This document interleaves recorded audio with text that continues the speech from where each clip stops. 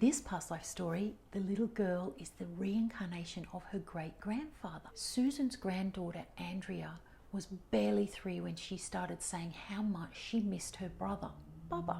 Andrea doesn't have a brother, and yet she would tear up telling her grandmother that he died and how much she missed him.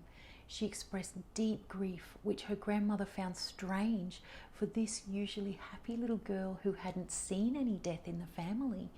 Andrea even used to tell strangers at the park that her brother died. One day, the whole family was relaxing in the hot tub, and Andrea began telling them all how her brother fell out of the tree and died. About a year later, when Andrea was 4, she talked about her brother's death. This time, she said it was her fault that he died. Here's where the plot thickens.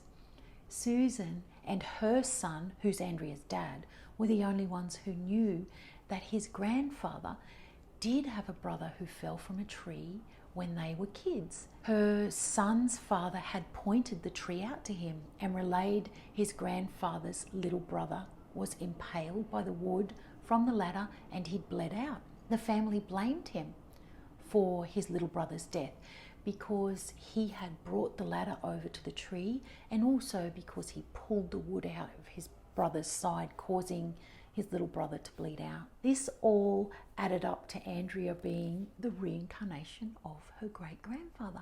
Susan discussed it openly with Andrea. They talked about how accidents happen and that it's important to forgive ourselves when we make mistakes. Susan feels that healing occurred as her granddaughter is at peace now. And at the time of this recording, she's a thriving 7-year-old. Andrea has heard her grandmother talk about a terrible recurring nightmare that she used to have, and that it may have been a past life memory. So that story is also on this channel, called Past Life Recurring Nightmare. I'm Dr. Toni Riley, past life and reincarnation specialist. The more open you can be with children when they speak of past lives, the better it is for them.